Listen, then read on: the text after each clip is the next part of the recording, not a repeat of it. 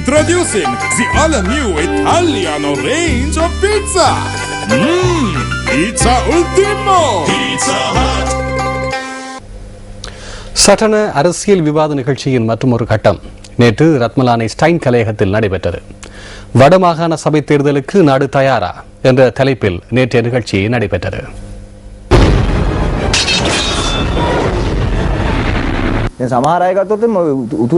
வடக்கின் உரிமைகள் தொடர்பில் சிலர் கதைக்கின்றனர்.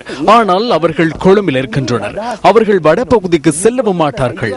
அந்த மக்களின் கருத்துக்களையும் பிரதிநிதித்துவப்படுத்த வேண்டும். உரிமைகள் மக்களிடம் செல்ல வேண்டும்.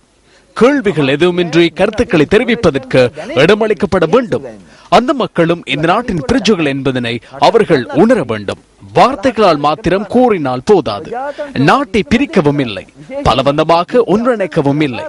ஜனநாயக ரீதியில் மத்தியஸ்தம் வகிக்க வேண்டும். குறிப்பாக யுத்தம் நிறைவுற்ற யதார்த்தத்தின் அடிப்படையில் அரசாங்கத்திடம் கருத்துக்கள் நிலவ வேண்டும். சுயாதீன விமர்சனங்களாக அவை இருக்க வேண்டும். இந்த மக்களை வெற்றி கொள்ள எம்மால் முடிந்துள்ளதா? பல்வேறு குழுக்களை இணைத்துக் கொண்ட போதிலும் இவ்வாறான பிரச்சனைகள் எழும் என்பதனை உணராதவராக ஜனாதிபதி இருக்கவில்லை. 2005ஆம் ஆண்டில் அவர்களும் இருந்தனர்.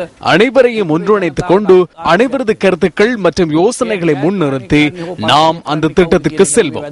அதனூடாக புதிய அரசியலமைப்பு ஒன்றை உருவாக்கி புதிய நாடொன்றை கட்டி எழுப்பி புதிய ஆரம்பம் ஒன்றை ஏற்படுத்துவோம்.